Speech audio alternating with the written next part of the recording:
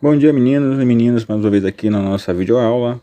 Vamos dar sequência aqui ainda ao capítulo 6, tratando sobre a União Europeia. Na última aula eu tratei a respeito das questões do euro, que é a moeda que eles adotam no bloco.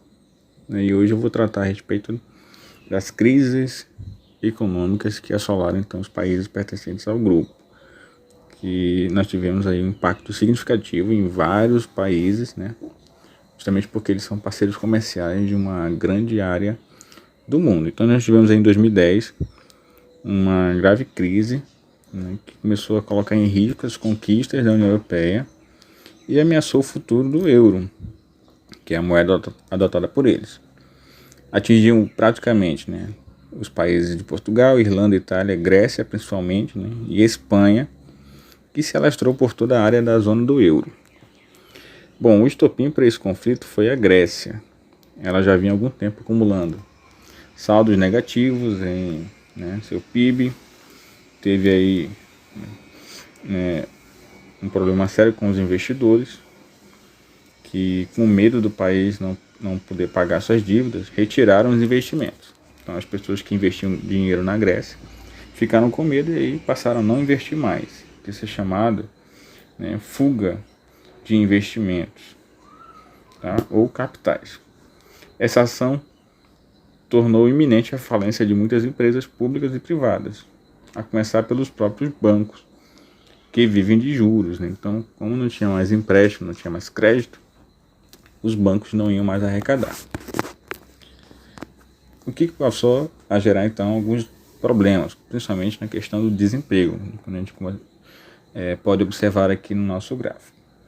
A insegurança econômica ela começou a se espalhar para os demais países, já de grande endividamento, já que as empresas tiveram forte queda no valor de suas ações. Ações são vendidas na bolsa de valores.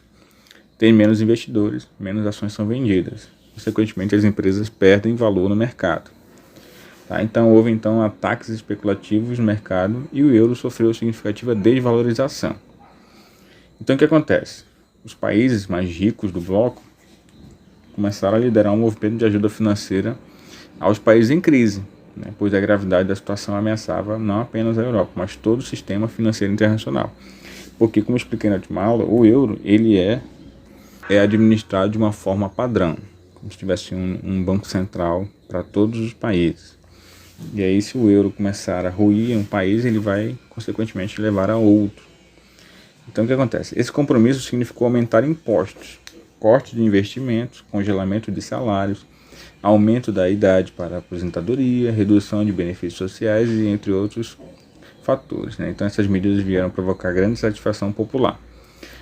O que houve greves, protestos em ruas, manifestações, justamente em busca de programas que não utilizassem esse tipo de metodologia. Então a estabilidade afugentou ainda mais investidores, realimentando a crise. Então a Grécia, por exemplo, que vivia do turismo, perdeu muitos turistas em pouco tempo. O turismo ele gera aí uma boa arrecadação, com a venda e com o comércio, enfim.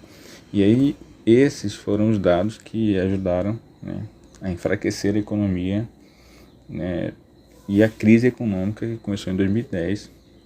E aí um dos fatores que estão previstos na União Europeia, que é justamente a livre circulação de pessoas, ele começou a ser afetado. Aí, por exemplo, nós tivemos aí alguns países que faziam parte desse bloco, que fazem parte e que adotam a livre circulação, começaram então a rever a sua liberdade de pessoas. Por exemplo, França e Alemanha pediram autorização para rever e não permitir qualquer pessoa entrar.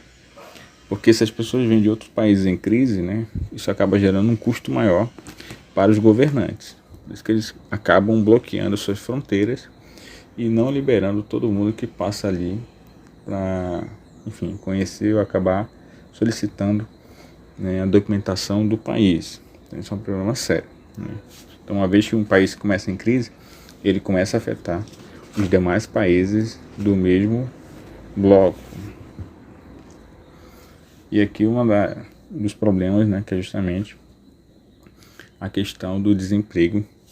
Que muita gente acha que a Europa é formada por países ricos, desenvolvidos, mas que, de modo geral, a pobreza ainda assola uma boa parte da população europeia, principalmente países do leste europeu, né, ou países que não têm tanta competitividade econômica, né.